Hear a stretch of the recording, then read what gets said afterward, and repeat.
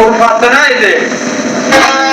Ebced ile A okudum, bir Allah'ı bir bildim, yaradandan geyrine var kainatta ikidir.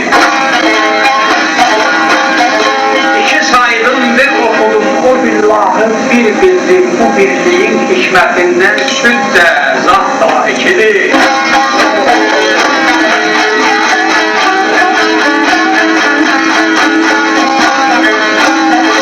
Vücudunda azaların düzülüktür ikişer, ölüm dirim işiliktir, ikileşer xeyişler. Səbr güzsə, oğul səbr ilə, səbr edənlər gülüşər. Usta bildir nə yaradın hesabatlar ikidir.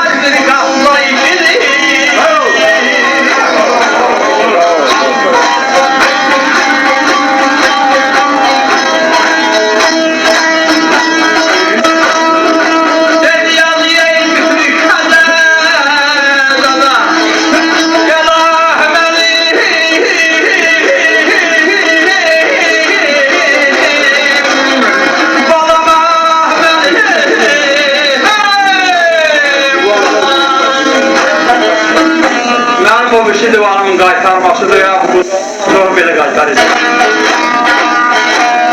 Hər biri qatda ikidir, hər biri qatda ikidir. Deməli, Allah rəhmət eləsin, Aşıq Ələskərin ustadı Aşıq Aliyə. Ona Şeyx alı deyildilər. Şıx alı deyildilər, göz açıq idi.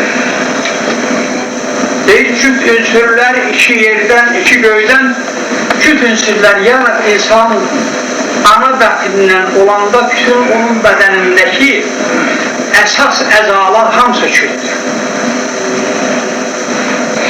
Cüt ünsürlər iki yerdən, iki göydən birləşər. Bu ateş hakibatdan ruzi tapıb bu bəşər, bu da bölünür. Dərin fəza boş deyil ki, oradan yerə düşər, alır. Səsiyələrim var şu an. Kütlü fəzada da hər bir qatda ikidir, o Allah rəhmət eləsin sizə can sağ.